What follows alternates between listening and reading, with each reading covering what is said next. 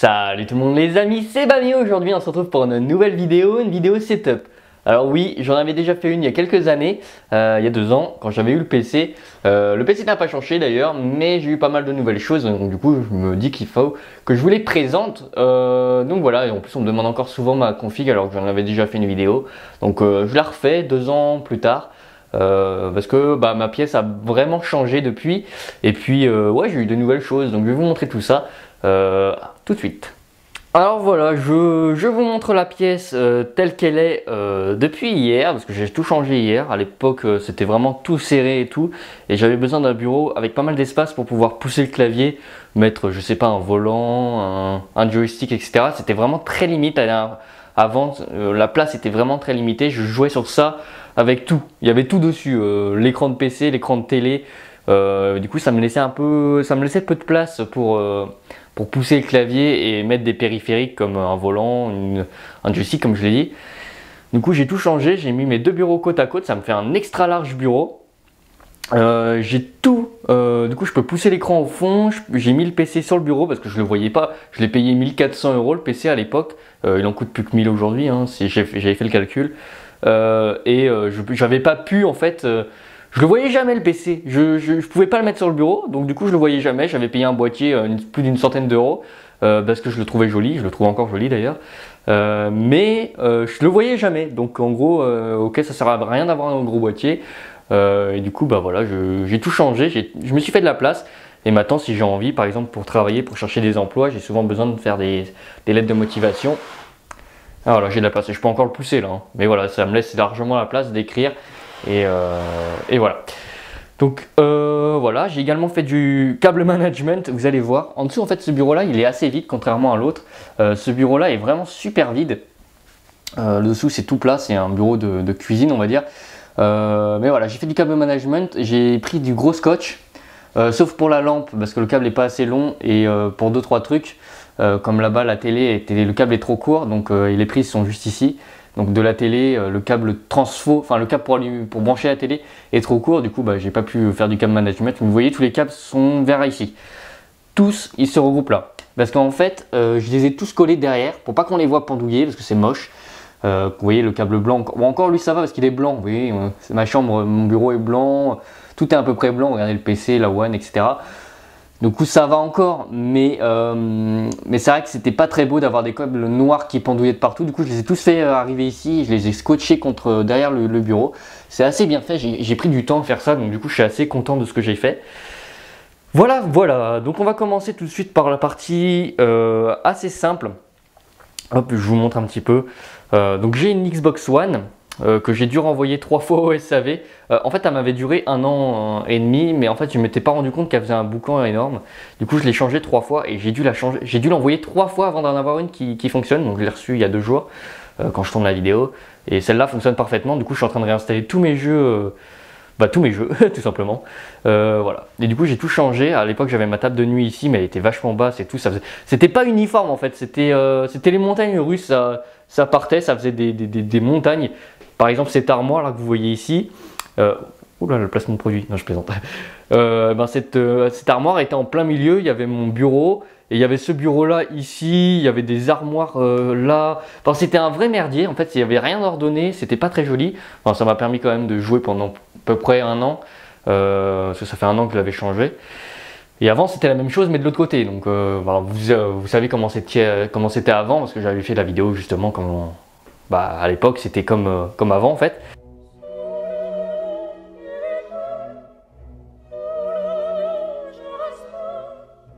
À l'époque c'était comme avant en fait. À l'époque c'était comme avant en fait.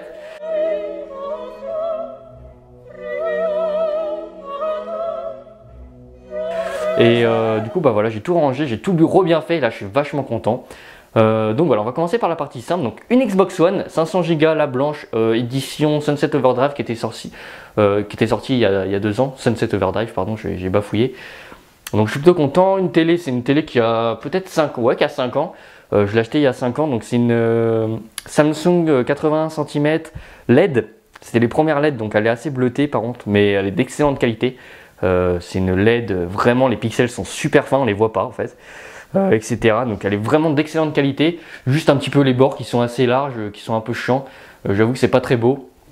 Mais l'image est excellente, voilà. Même si c'est un peu bleuté quand on branche un HDMI sur un PC par exemple, par exemple du PC à la télé, ça va faire une image un peu bleutée, ça va pas être comme sur l'écran de PC qui va être des tons de couleurs chaudes.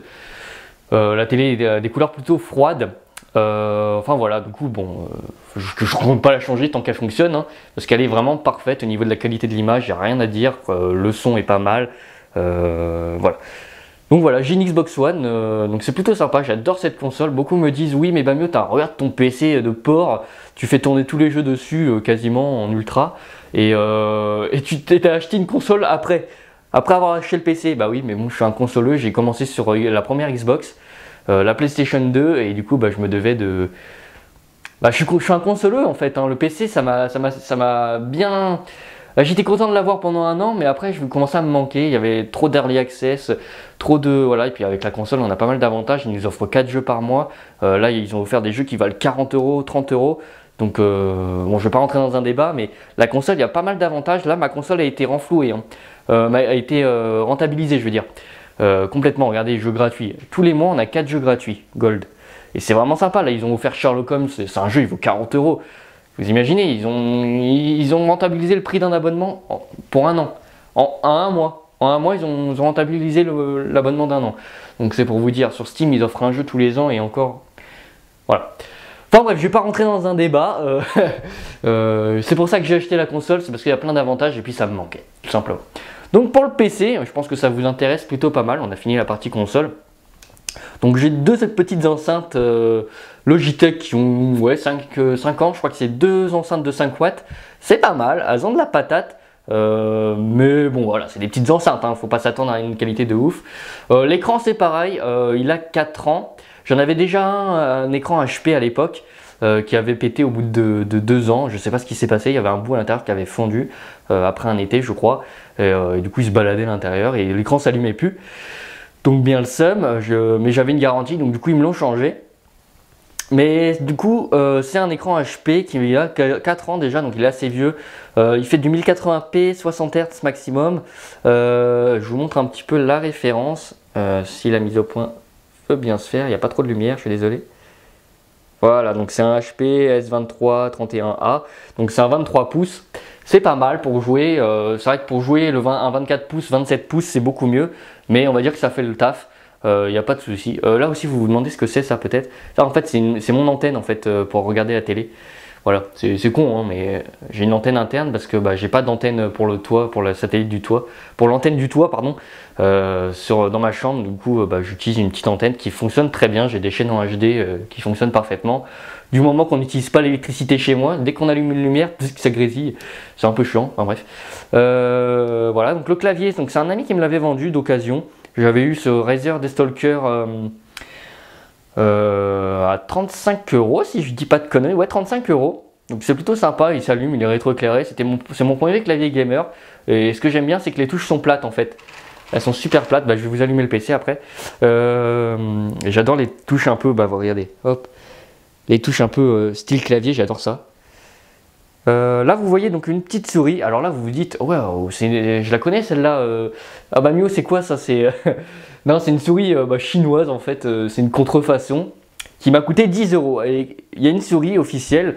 Je sais plus quelle marque c'est, mais ça doit être Corsair. Oh je sais plus c'est quoi, mais une grosse marque quand même, ou Rocat ou je sais pas quoi, qui vaut 70 €. Et ça c'est la version contrefaçon.